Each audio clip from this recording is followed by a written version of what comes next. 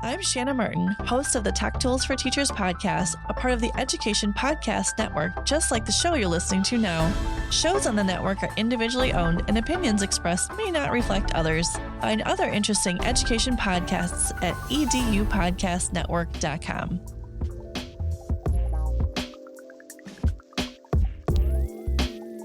Hello, everybody. Welcome to another great episode of My EdTech Life. Thank you all so much for joining us on this wonderful Saturday morning, or it may be well into evening.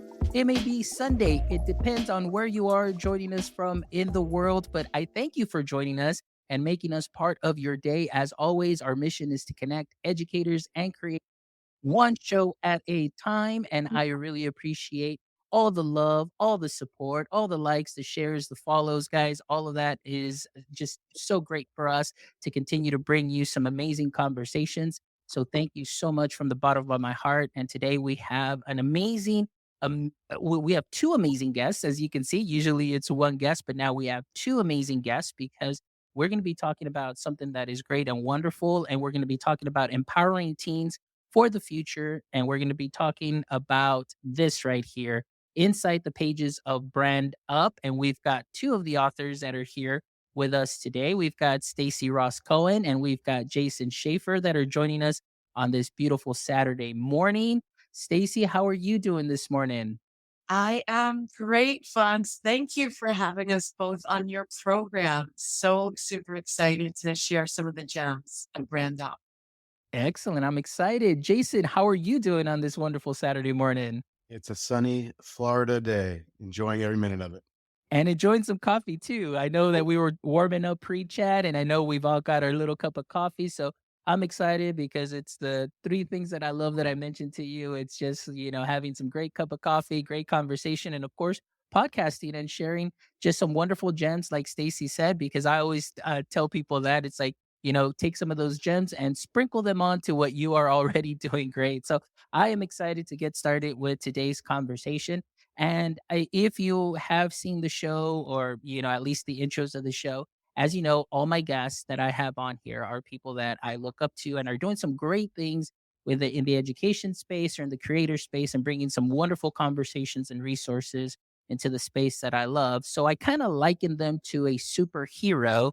And as you know, every superhero does have an origin story. So I would love for you to share a little bit about your background and then, of course, your context in the education landscape. So let's go ahead and get started with Stacy first. So Stacy, if you can go ahead and give us a little bit about your education, creator, everything origin story, we would love to hear about that. Sure, absolutely. Thanks, Fonz. So my undergraduate degree was actually in human development, and a lot of people don't know that. I am a professional marketer. I ended up just because my journey zigzagged a little bit. I ended up going into marketing. I also have an MBA in marketing, and I am an entrepreneur at heart. I actually started my first business when I was 14. And so I did the corporate thing for a while. I worked at a big ad agency. I worked at CBS. But again, when you have that entrepreneurship, and I know Jason can attest to it in your DNA, it's you're just unstoppable in the quest of wanting to build things. So I have been running my own PR marketing agency for 25 years now, and very diverse client base, a lot of education, nonprofit, real estate, professional services, economic development, and a couple of various industries in between. And I had an epiphany when my daughter was in high school. I have two girls; they're both in their 20s, and I realized that super competitive school where the kids had many of them 4.2 GPAs and high anxiety. And I just had an epiphany and I just realized, wow, you really need to market yourself to stand out. And fast forward, I wrote a Huffington Post article about the importance of developing a personal brand in high school to stand out. And I was curious, are there any high schools across the country that taught this curriculum, digital leadership? And I found one, and he's sitting right next to us, so to speak. Jason Schaefer, who created a digital leadership curriculum at a school in West Broward, Florida, and wrote about it. And we became fast friends. Excellent. Well, thank you so much, Stacey. And that's definitely just such a great, course that you took. And then, of course, just the way that we end up, some way, shape, or form connecting because of the work that you're doing. So that's a wonderful background. And of course, I really love that entrepreneurial spirit as well. And of course, leading you up to making these connections and networking, which will be something that we'll be talking about here shortly. And now, Jason, again, thank you so much for being here. So, can you tell us a little bit about your origin story? Sure. Thanks again, Fonz, for having us. I am a New York transplant. I moved here to Florida when I was in high school. I was told I was going to be an attorney my whole life by my parents because I never stopped talking. So I became a teacher instead, but then realized that the best teachers don't talk too much. And I found my lane really through the International Baccalaureate program and was really influenced a lot by some professional development that I was lucky to do at Harvard called Project Zero. And all of those things sort of lent me to, reinvigorate that creative side in my students and focus less on tests and essays and multiple choice quizzes and more on creating things that, represent their learning in more unique ways. Um, I was a social studies teacher doing all of that. And I think because of the creative spin, was asked to re-energize, rejuvenate, reimagine the computer course that was a requirement for graduation. At the time, it was teaching Word and how to make a PowerPoint. And we were looking for something more 21st century related, those life skills, but also had this idea that we could incorporate branding and marketing and social media. And maybe even eventually we got to this idea that could we help college admissions um, if the things we're teaching really directed themselves towards helping students with the college essay. So for about a year or two, I was teaching this personal branding course, and it was a lot like the father or the mother telling kids what not to do all the time. And the feedback I was getting from the students was that that wasn't really what they wanted. They had heard that message before. So they wanted more about the potential. What could happen if they knew what to do on social media, did it the right way? And we looked at it like the yin and the yang, right? If the really bad stuff can really be bad, well, then maybe the really good stuff could really be good. And it was that simple. And creating the content sort of led me on this journey, following marketing and following trends in business. And, you know, big ad companies are, working to make sure that they represent their companies in great ways. So how do they do it? Um, a friend of mine forwarded me an article that Stacy wrote where our school's name was mentioned. And just in an effort to prove to my students that if you reach out and take a risk, you never know what can happen.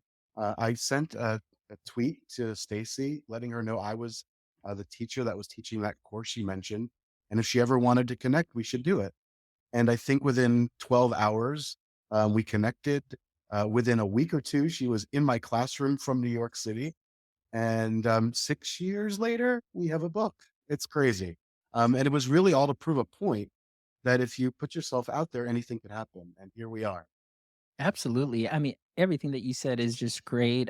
The one thing that we'll talk a little bit about, because we did talk a little bit about in the pre-chat was, I would do these talks with our parents, doing technology Tuesdays with parents, and we talk about digital citizenship and, really pointing out, some of the bad that happens when you're not, taking care of your own personal brand, or in this case, your social media, who you are, you're representing.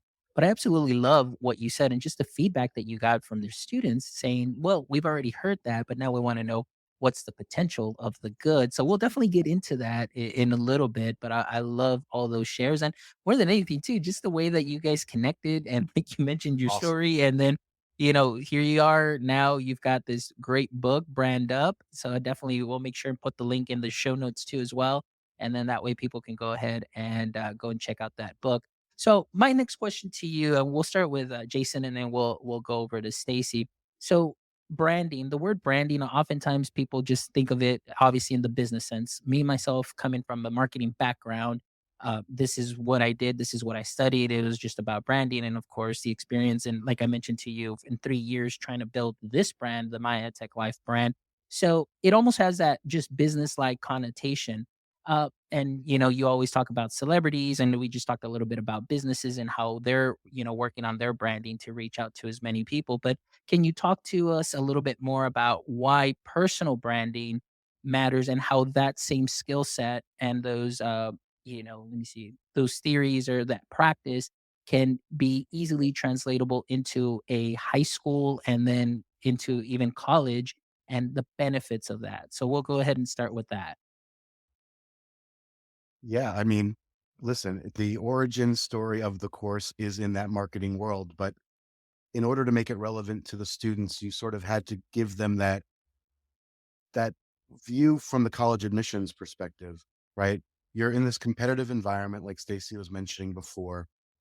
If you walk into a college interview, or if you fill out a college application, or write that college essay, and you focus on, you know, the things that you love and the things that matter to you, um, you're not going to stand out. You're not going to be unique because there's millions of soccer players, millions of kids who are getting A's in all their class, not millions, but lots of them, right?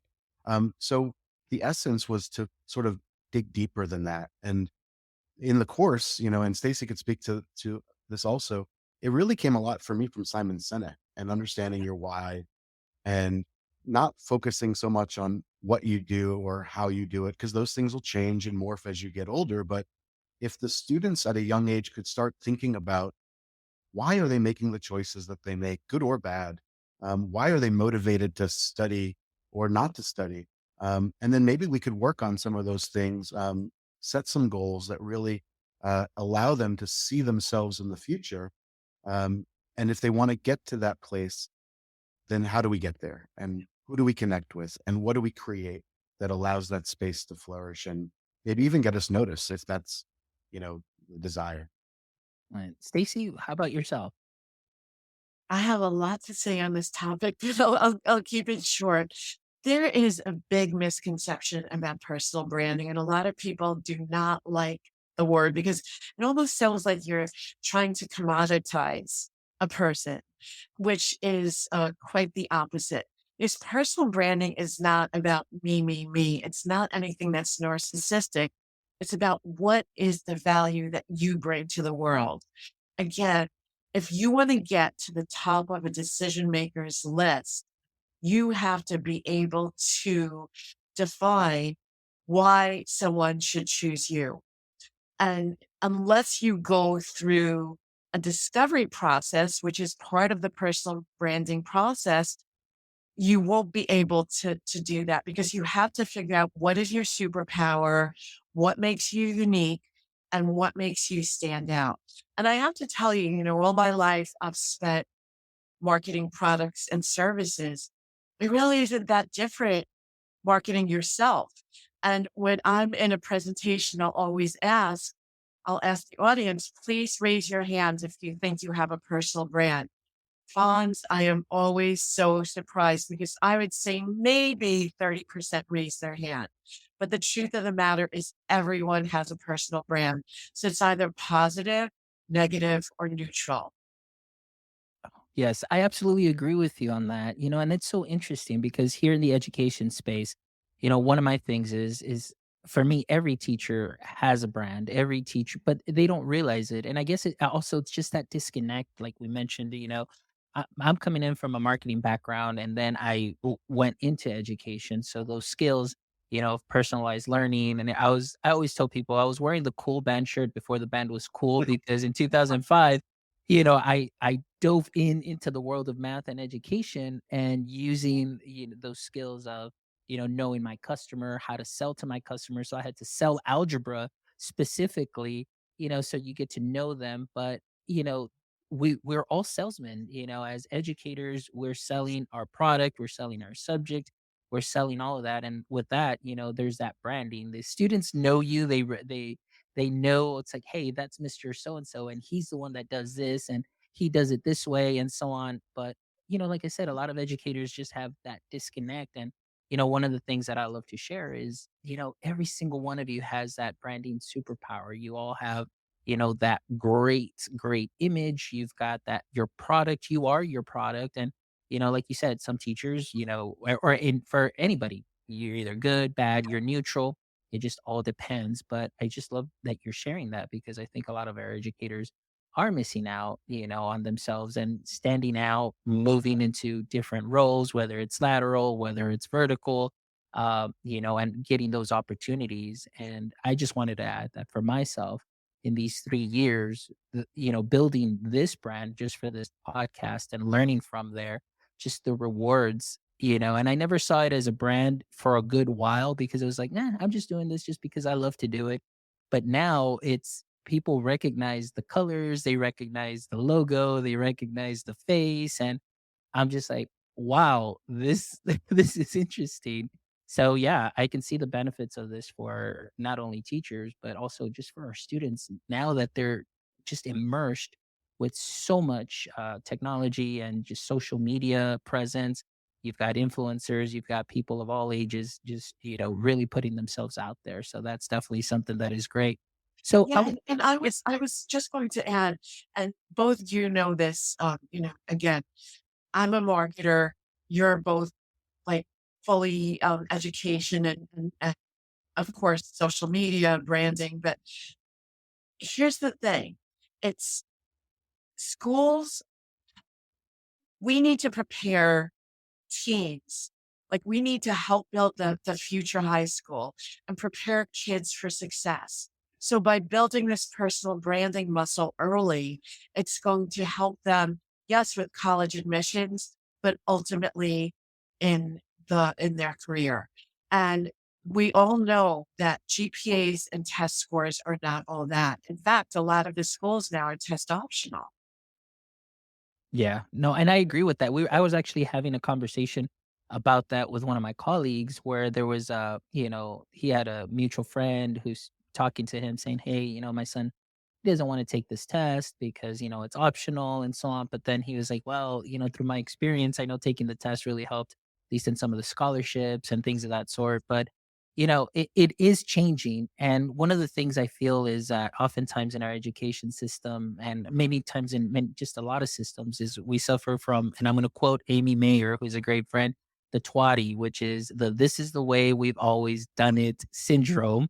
All right. So, as we see the education landscape adjust, so does our practice. We need to make sure that we're trying to bring in these concepts into our classrooms, because I find that valuable. I'm all about amplifying creativity in the classroom. My friend, who's a colleague here, who's joining us, Tanya, also will do these Adobe Creative Institutes, and we share with teachers like, hey, this is what you can put in. Where your students in third grade, her students, if you don't follow her on Twitter, please do. Her third grade students are doing some amazing things, creating portfolios, they're creating videos, they're creating all of those skills that they will need for not only, getting ready for college, but just the workforce skills too as well. So I think that's something that's very important, that here in our state in Texas is just really test driven. And it's just test driven, test driven, test driven. That doesn't leave teachers with a lot of room for taking some of those risks, but they can be implemented, but it's just showing them how. So let's go ahead and continue here, because my question was the next question that I had here is, in your book, what are some of the key strategies that you recommend for students and young professionals to build their brand? I'll take the just the first part, right, Stacy? Please, yes. It's the self-awareness piece for me that I really think is where you have to start, as Stacy said earlier. And I've always looked at it sort of in three ways: the reflection piece, the goal setting piece, and the reality piece. Um, who was I? Who am I? And who do I hope to be one day? And that third part obviously will change as students learn more and discover more, but you got to start somewhere, right? Set some goals, whether they're short term or long term. And so the first few chapters of the book really do help students and, anyone really work through that process of self-awareness and self-discovery and goal setting. And it's really going to give people that space to do some hard work. I think it's fun work. I think it's necessary work, but it's also not something people are necessarily comfortable with. I don't know how many people are comfortable with reflecting on, people or moments from their lives that have affected who they are. And, you know, asking an adult to do that can be hard. Asking a teenager to do that can be really challenging. So it's necessary to create some engaging content and some fun ways to explore those realms. And so I think that's what the book does really well. Um, Stacey, what about you? What's your favorite part of the book? There's so many, Jason. It's the book font is much more than just personal branding and how to use social media to your advantage. And for instance, there's even a chapter on entrepreneurship. Jason is teaching entrepreneurship to middle school kids, and it doesn't mean that you're absolutely going to start a business, but these are essential life skills. So within the book, there are a lot of essential life skills. There's a full chapter on LinkedIn, which co-author Alan Katzman contributed. We all believe that every kid should be on LinkedIn by the time they're age 16. So I tell teens, I tell parents, you hand the car keys to your kid, make sure they get on LinkedIn. And there's also a chapter on networking. So again, I have 20-year-old girls. I've always told them, you're both very smart girls, but in this life, it's not what you know, it's who you know. So the power of networking is key to get from point A to B. Now they would agree with me, but as you and Jason know, most teens do not want much assistance from their parents. It's like, I'll do it on my own. And so within the book, it's there's interview skills. There's also, I think we tend to tell college age kids, get out there and do some exploratory interviews. But I feel that why not develop this muscle in middle school? Because this will help guide them to their ultimate career path. So again, there are three parts to the personal branding aspect. And Jason so beautifully talked about the discovery, which, by the way, the one component that I want to add to that is that besides figuring out your superpower, you also need to speak to the outside world, your friends, family, your school guidance counselor. How do they perceive you? Because all of this goes into what we call uniquely me statement. So there's a whole process in the book to figure out what your uniquely me statement is. And then you're going to take that uniquely me statement and make sure that it's consistent across all touch points. So again, three important components of the book: discovery, which Jason and I just added to; development. You've got to develop your, excuse my marketing jargon, but marketing assets. So you need your online profiles. They have to be consistent. You need to make sure that you have a proper email. And what I mean by that is a lot of people, when they're in high school, will have like hothannah@gmail.com. No, you want to start developing all of these assets and again, really sterling online profile.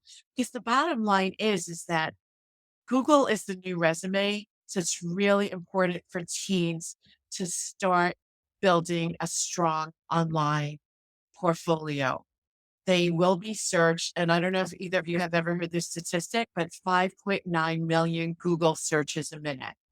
And then the last component is delivery. So it's like, how are you going to deliver yourself? I always tell them, it doesn't matter if it's a teen or an adult, we are all our own news channels. So communications works best. You need a constant drumbeat. You can't just turn on the volume and then walk away. So you need to consistently put yourself out there. And then you also need to engage with your dream college or colleges.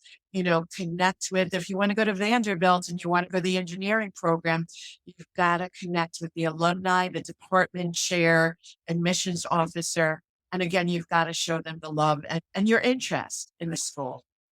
Absolutely. And one thing that you said that I absolutely love too is just, on the Google searches and just how the internet itself can be your portfolio because of what you put on, you're being searched continually and so on. And that's one thing that in those courses that I do with the parents, they would come in and I would share with them how they can search, even just their own personal Facebook pages and so on, and how people can see and just giving the example of how I can search them. And it's the same way that they can search, for your students if they're, putting themselves out on social media that you may not know about. But that's so important that you mentioned, being on the front page on, on the first search is just amazing too, when you can see yourself. And then, of course, your pictures and all your accolades aside from your LinkedIn profiles and so on. But I love that advice that, and the way you said, by 16, students are already driving, with a permit. So why not give them the car keys too, also for LinkedIn, so they can start building up their professional portfolio from the start at such an early age.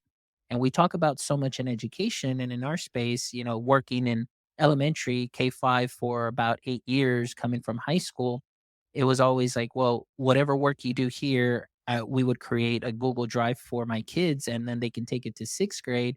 And the purpose was, okay, you continue to build that portfolio up until you get to high school. And then you have something to show your admission. Say, hey, here's my website.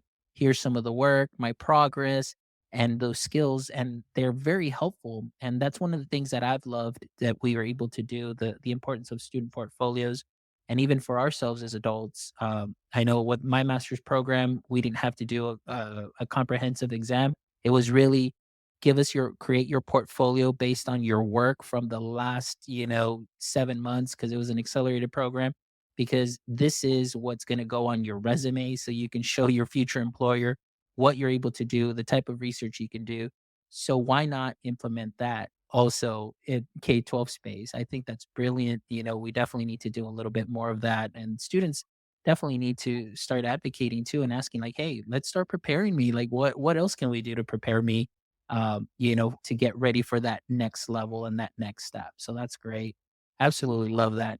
Now, I want to ask Jason, since you are in, in the education space, classroom and you're teaching, I want to know what have been some of the challenges that you might run into as far as, the personal branding concept and is concerned, with your students, and how have you overcome some of those challenges?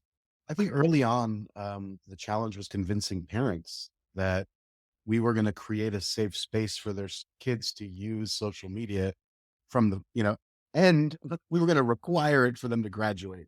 Right. So we had to really have some strong evidence that what we were going to do was going to be safe, and it was also going to be helpful. And I would say that probably 75% of the parents trusted us regardless. Like, whatever you guys believe, we're paying a lot of money to go to school here. We trust you. But you always have, and rightfully so, a number of parents who are going to question and challenge and really hold you to the fire and make sure um, that you were going to be doing the right thing. An example I could think of is a parent who was also a coworker walked in one day and showed me a printout, and it was a screenshot of his son's YouTube video that he had made in my class, and it was about skimboarding. And I couldn't figure out why he was bringing me a stack of papers with the cover page being this screenshot of a YouTube video. And so he said, Jason, I want you to finger through this and see what the comments were. And I'm not kidding you. I'm talking about a ninth grade video on skimboarding, had over, I think, 100,000 likes and 180 comments or something like that. And the brilliance of it was that the first 20 comments were completely negative. How could you make a video like this? You're such a nerd. Who would ever want to learn from you? Why would you think anybody would want to see this? That kind of stuff. That was not why this father coworker was showing me this printout. He wanted me to show comment number 21 and all the rest. Because at some point there was a person who challenged those haters and was like, why don't you try to make a video like this? At least the kid is trying. And like from there on out, all of the comments were really supportive. And um, to me, it was almost a microcosm of the course itself. Put yourself out there. You never know what's going to happen. Some of it's going to be good. Some of it's going to be bad. But if the thing you created is the thing you stand by and the thing that you love, well, then you're going to find the people that love it too. And maybe you'll find the people who don't, and you'll know who to avoid.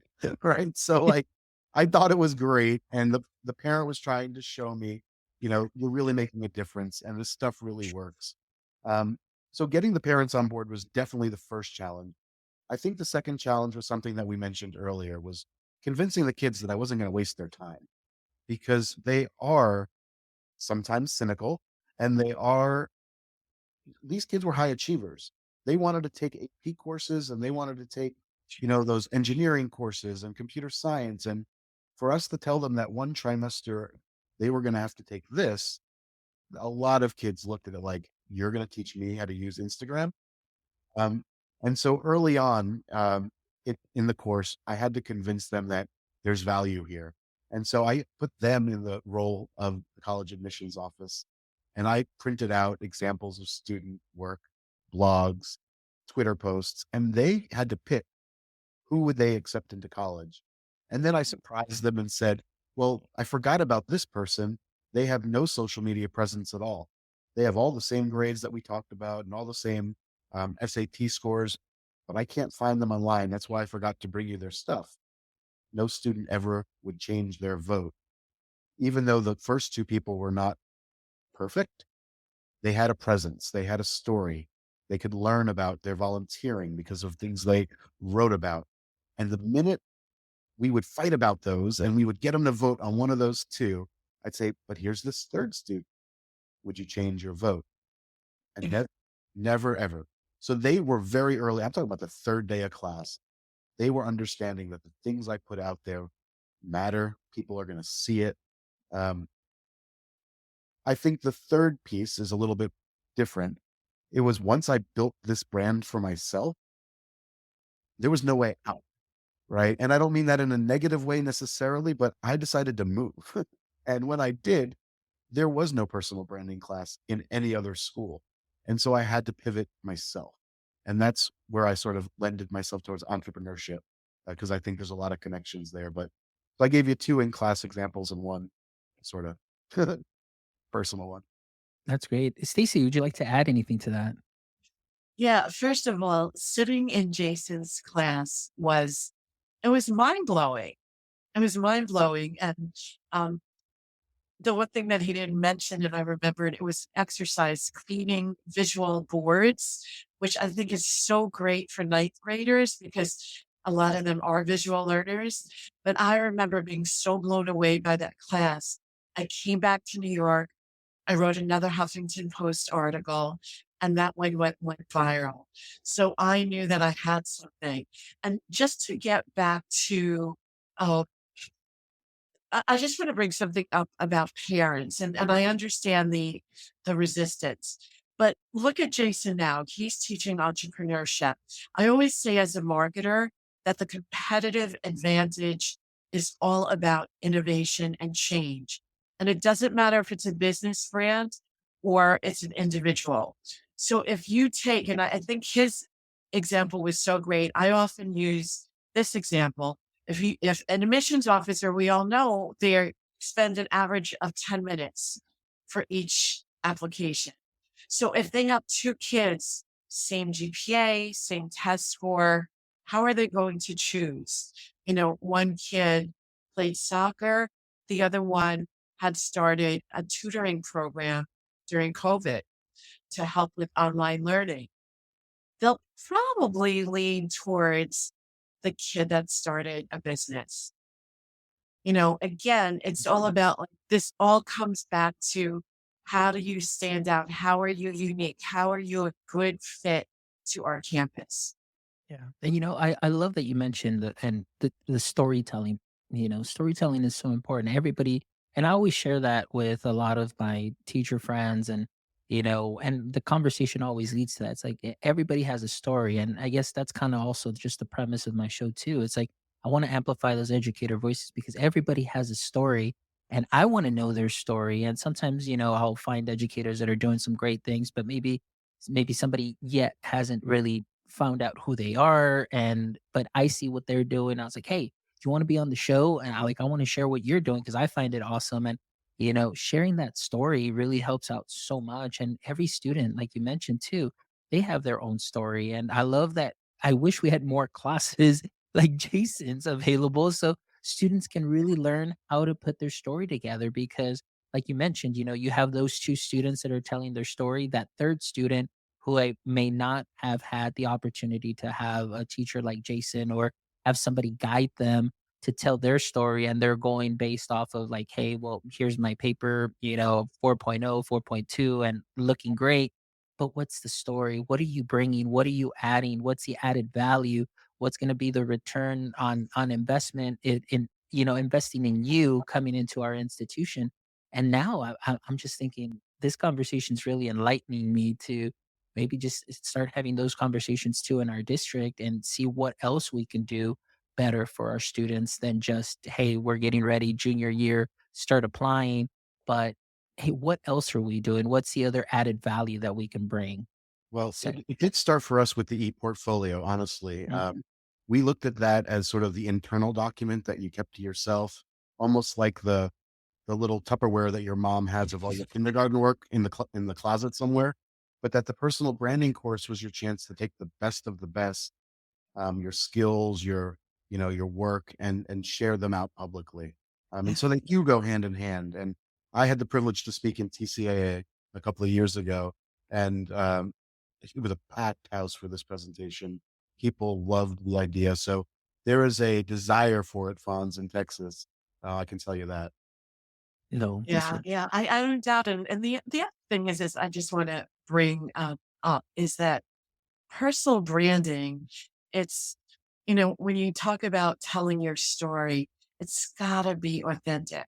There's one chapter, and I know you're familiar, it's called Winning the College Admission Game, where I didn't want it to come from Jason's voice or my voice. We got 42 admission officers, educational consultants to talk about what is it that makes kids stand out during the admission process and also best uses for social media. And there were a lot of divergent views, but a lot of similar views. But the one thing I know, and I know Jason knows, is that personal branding is intentional. It's hard work, especially that discovery session. Imagine being a 14-year-old and figuring out, well, what is my story? And also, understanding what's important to your audience. And that's the principle of marketing. If you think about it, it's like, if I'm trying to sell you a pen, it's like, it's called WIFM.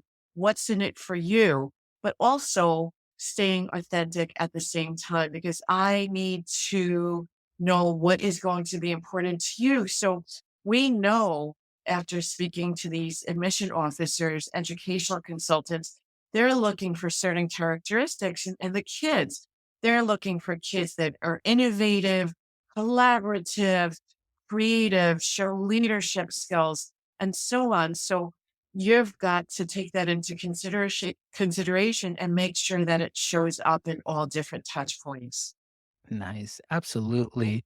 So I definitely agree with that. And my next question to you is, as we're kind of just wrapping up the show here before we get into our last segment of, asking you both my favorite three questions to ask at the end of the show. But, in everything that we've talked about, I want to know, how do you foresee, number one, the digital landscape changing maybe in the next 3 to 5 years? And what are some of the implications that, that this may have on, of course, personal branding and career development? Well, I see it already in the classroom. AI is joining us. Mhm. I personally love it. I think I'm Tony Stark. and I've got my, my ability to sort of talk to Jarvis. It's amazing. But, rumor has it that students are using it to write college essays. Uh, Really? yeah. So when you do that, obviously, right, with anything, you're going to get a very generic, maybe well written, but generic story. And I think that goes back to Stacy's comment about authenticity. Um, Even with those tools, AI, if a student is going to use it, they're still going to have to go in there and be able to personalize it and make it connect with the audience that's going to read it. Um, just like 10 years ago, when I told parents, you're not going to stop them from using Instagram, you're not going to stop them from using TikTok, we're not going to stop them from using AI. And so let's once again, and I know this is something you've been speaking a lot about, Fonz. Let's make sure that they understand how to do this the right way. Um, because what we would not want to see is some of the pitfalls we saw with social media behavior, sort of now getting into this landscape, which could be more dangerous with deep fakes and crazy stuff like that. Yes. Yes. And I would have that's so well put, Jason. And I would have to add is that the digital landscape, it's a little dizzying at times. And I was also, of course, thinking about AI and as a writer all my life, it saddens me, like will kids like truly learn how to write, to tell their story? I do believe that personal branding, digital citizenship is going to become more important than ever. I know that it's my dream, it's Jason's dream that this curriculum be taught in every high school across the country. And I'm a high achiever, as is Jason. Would like to see it like translated into 20 different languages. And it's, I think it's the premise of personal branding. You've got to own it. So each individual has to own it. They can't expect anyone to do it for them. And it also will allow them to manufacture their own opportunities and whatever they want to do. Because look, let's be real. The world has changed so much. And even with Jason teaching entrepreneurship, during COVID, there's a huge surge in teen entrepreneurship. And I see many teens not going directly to college. A lot of them, maybe they created an Etsy store and it's flying. They want to take a gap year and take time off. So again, these are, I believe, becoming essential skills. As a matter of fact, and you'll probably, maybe you'll think I'm insane or you'll laugh. My business partner, she has two young kids and she was struggling with the name of her firstborn. And I said, Jess, I said, before you figure out his name, make sure that the URL is available. But it's true because it's Yeah. like we have to think like this. No, I absolutely agree with you on that. That's wonderful. I love that. Actually, I never realized again, very late in the game, as far as, and putting myself out there and so on. But yes, the URL, yeah, that's huge for sure. I want to add some comments here. We have Amanda Macias who's joining us, and she says AI will never replace humans. Humans who embrace AI for good will replace humans who dismiss it or fear it. So yeah, and then Tanya, who's been very active here, she says yes, and of course, change is good. One thing I did want to add is in the previous question, Tanya was really excited, and she says this conversation has changed her mindset, and she sees a fifth grade club coming soon. Awesome. She's very active, and she's definitely on social media, and she does the best to bring her, her kids' work out in the forefront and just get recognized. And I know that those students in her third grade class are, as they start building those skills, they're going to continue just doing some great things. So Tanya, definitely make sure you connect with Stacy and make sure that you connect with Jason and see what we can do in your classroom too as well.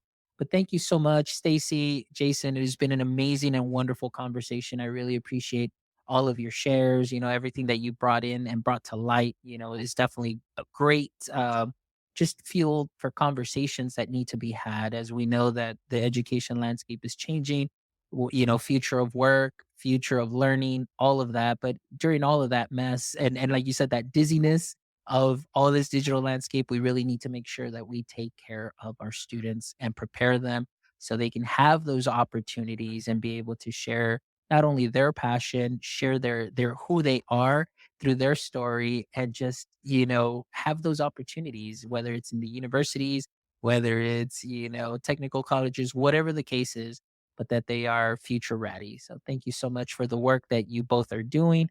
And guys, please make sure that you go check out the book. Make sure that it's on Amazon. We'll definitely have the link up on the show notes too as well. So make sure you check it out because it is a wonderful read. It is actually a workbook. So I forgot to show this, but it's a workbook where your students can go through this. You can go through this. And this is something that is amazing that they're going to learn. They're going to be light years ahead of maybe some of the work that we're already have been doing. But that's the goal. We want to make sure that we give them those opportunities to start off younger and just be able to reach for the stars. So I'm really excited about that. But before we go, Stacy and Jason, I always love to end the show with the following three questions. So let's go ahead and get started. So I'll first start with Stacy. So Stacy, my first question to you is, and I know we're kind of talking education landscape here a little bit, K-12, and then prepping for college. So we know that Superman's weakness was kryptonite. So that was kind of the weapon they used against him to just weaken him. So in the current state of education, what would you say is your current kryptonite? Wow, that is a great question. I I have to say, uh, teaching kids essential skills to make them future ready. I love that you just used the word future ready because interviewing skills is just one that comes to mind. I think kids are so used to just texting.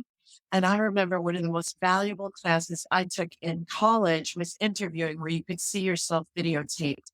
I feel that we've got to get kids to be more social. Good. I like that. All right. Jason, what would be your current kryptonite? Zeros. I hate them. Grades in general, to be honest, but zeros specifically. They rub me the wrong way. I wish I could never, I don't, but I wish I knew no one who ever used zeros as a torture technique, in my opinion. So yeah, if I see a zero, I run away. Excellent. No, I I'm with you love on that. that. I I am love with you on that. that. Zeros, get rid of them. All right, Jason, we'll start with you now this round. So, if you could have a billboard with anything on it, what would it be and why? This is a challenging question. I think that if I could have a billboard with anything on it, it would be a billboard that would have myself and every single student I've ever taught in one big giant picture. And it would serve as a reminder about a connection that we have, even though we don't all know each other or they don't all know each other. But I try to often think about, like, how many kids have I actually taught in 17 years? And I just imagine that being a really cool picture. So that's what I would put on a billboard. And it's selfish and I'm okay with that. Absolutely. No, but you know what? I actually, when you were saying that, I actually kind of visualized that. So the way that I saw this would be kind of those pictures. Have you seen that where they take like maybe your student portraits, but they build a mosaic? So it would be kind of like, all those pictures, they would kind of like make the shape of your face and kind of with the shading, but they're all little pictures of all your students and how that connection, is being made. So I don't know. I just visualize that Love right that. now. Take that, run with it, make it happen. Yeah, let's make that happen, Steve. I love it. Love it. Stacy, how about yourself now? If you could have your billboard with anything on it, what would it be and why? So I would have, I'm also a visual person. I would have 10 pencils and they're all black, except one is red. And it would be, get noticed, be a 1 out of 10. Don't be a pack of 9. Wow. I love that. That just right now just melted my brain. I love that. That is wonderful marketing right there too as well, and I can definitely visualize that billboard. That is a great one, Stacy. Man, both of you have amazing billboards that I can definitely visualize that are eye-catching. And really, it tells your story. Your message comes across really well. So that's wonderful. All right, and my last question, okay, and this time we'll start with Stacy. Stacy, if I wanted to ask you, what is maybe one thing outside of the work that you do? Obviously the authoring, the blogging and everything. So aside from work, what might be one activity or hobby that you have that you would love to maybe someday make it into a full-time career? Oh, that's great. And I can tell you it's definitely not a chef. That's my family. That's great. You know, I I would love I have like this aspiring artist, and I've taken or classes. I would love to, I just don't have the bandwidth at the time, but I would love to sit on the beach and paint pictures. Excellent. I love that. And that's a really great scenery too. It's so serene, just catching the waves, listening. You've got all the smells of the ocean and just peacefully, with your canvas there or, drawing pad. Awesome. Wonderful. Jason, how about yourself? What is one thing outside of your scope of work that you do, maybe a hobby or activity that you would say one day, man, I wish I could turn this into a professional job or career? So anyone who knows me already knows the answer is Magic Kingdom. Anything Disney related is all I'm about. Um, and if I were to turn that into something, I came really close last year and it just didn't happen. A course on the history of theme parks. Um, that would be a really cool elective that I'd love to teach. I think would be fun for the students from a historical perspective, but also a way to share some of the passions that, I know a lot of students my age have. Excellent. I Wonderful. I love that. Can I just say a really good exercise is also figuring out what Disney character is most like your brand. You like that, Jason? I do. I'm Aladdin. You're Aladdin. I love. I Oh, love that. are you fond? Geez, right now that you got me thinking about that, I'm like, I don't know. You got me thinking. I really need to go back and see that because I don't know. I find myself that I could be maybe a mix of a couple of characters. But yeah, I'm gonna get back to you and I'll probably retweet it and I'll make sure and tag you all on there too as well because that's a great question. Love All it. right. Well, thank you, Stacy. Thank you, Jason. I really appreciate you being here. Tanya, thank you so much for joining us here in the chat. Tanya also, she's definitely a great educator. Amanda too as well. Oh, Amanda's sharing here, who her character would be. So that would be awesome. So again, thank you as always from the bottom of my heart to you both for what you have shared with us today, the work that you continue to do. And I definitely wish you the best as you continue to move forward with, being on several shows and making sure that this book, everything that is here, all these gems really get out there and get into the hands of our young, aspiring students and also into the hands of teachers and even parents as well. And even like I said, myself personally, in reading through this, I found some things that I was like, wow, I could do that a little bit better. And as I'm always looking to get 1% better, I'm making some notes there of even things that I can improve on. So I love that this book can definitely, it's not just for K-12 higher ed, but really anybody can pick this up and learn, several things, not just a thing or two, but several things. So Stacy, Jason, thank you so much for that work. And for all our audience members who joined us live, or going to be catching this on the replay, please make sure that you visit our website at myedtech.life, myedtech.life, where you can check out this amazing episode and the other 203 amazing episodes that we have with amazing educators and creators that you can go ahead and learn from, take some of those knowledge nuggets and sprinkle them on to what you are already doing great. As you know, our mission is to connect educators and creators one show at a time.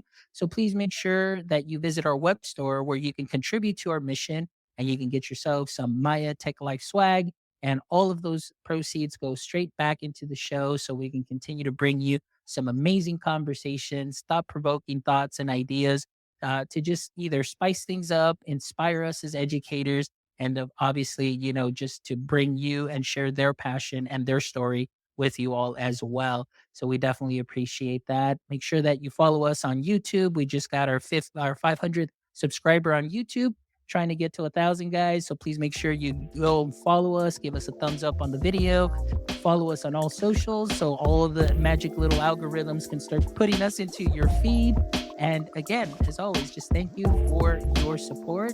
And don't forget, my friends, until next time, stay techy.